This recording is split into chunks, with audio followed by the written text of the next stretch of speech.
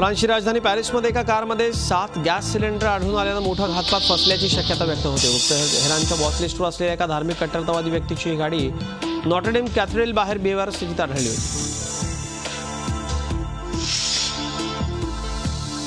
ग्रीसमध्ये आलेल्या पुरामुळे किमान 3 मृत्यू झाला आहे। मृतांमध्ये एका वृद्ध व्यक्तीचा समावेश आहे। पेलोपोनेस भागाला पुराचा सर्वाधिक फटका बसला आहे। त्यातही कालामाता या दाक्षिणात्य शहरात पुरानं थैमान घातलं।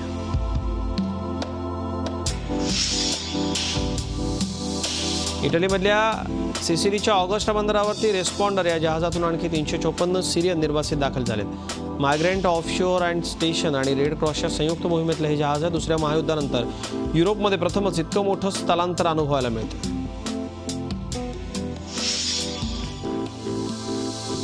अमेरिकन कोस्ट गार्डनं मेक्सिकोतल्या समुद्रात एका बुडणाऱ्या मच्छीमारी जहाजावरून 21 प्रवाशांना वाचवलं।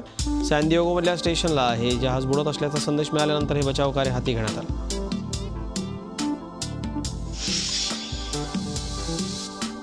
ब्रिटनमध्ये केंट प्रांतात एका ऊर्जा निर्मिती केंद्राची अजस्त्र चिमणी जमीनदोस्त करण्यात आली। तिची उंची तब्बल 244 मीटर होती।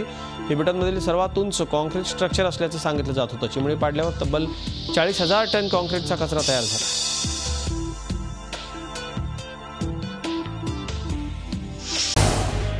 झी 24 तास रहा एक पाऊल पुढे।